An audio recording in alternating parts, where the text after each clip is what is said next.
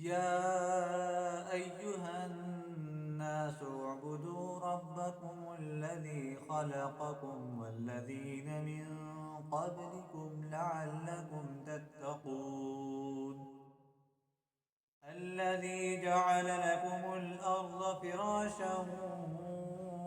والسماء بناء وأنزل من السماء ماء فأخرج به من الثمرات رزقا لكم فلا تجعلوا لله أندادا وأنتم تعلمون وإن كنتم في ريب مما نزلنا على عبدنا فأتوا بسورة من مثله وادعوا شهداءكم من دون الله إن كنتم صادقين فإن لم تفعلوا ولن تفعلوا فاتقوا النار التي وقودها الناس والحجارة أعدت للكافرين وبشر الذين آمنوا وعملوا الصالحات أن لهم جنات تجري من تحتها الأنهار كلما رزقوا منها من ثمرة رزقا قالوا هذا الذي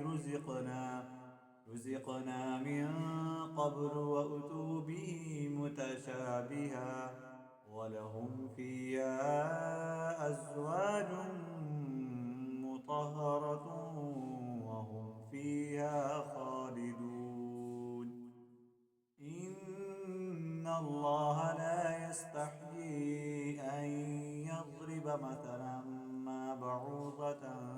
فما فوقها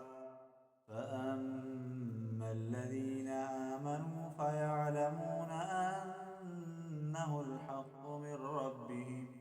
وأما الذين كفروا فيقولون ماذا أراد الله بهذا مثلا يضل به كثيرا ويهدي به كثيرا وما يضل به إلا الفاسقين الذين ينقضون عهد الله من بعد ميثاقه ويقطعون ما أمر الله به أن يوصل ويفسدون في الأرض أولئك هم الخاسرون كيف تكفرون بالله وكنتم أمواتا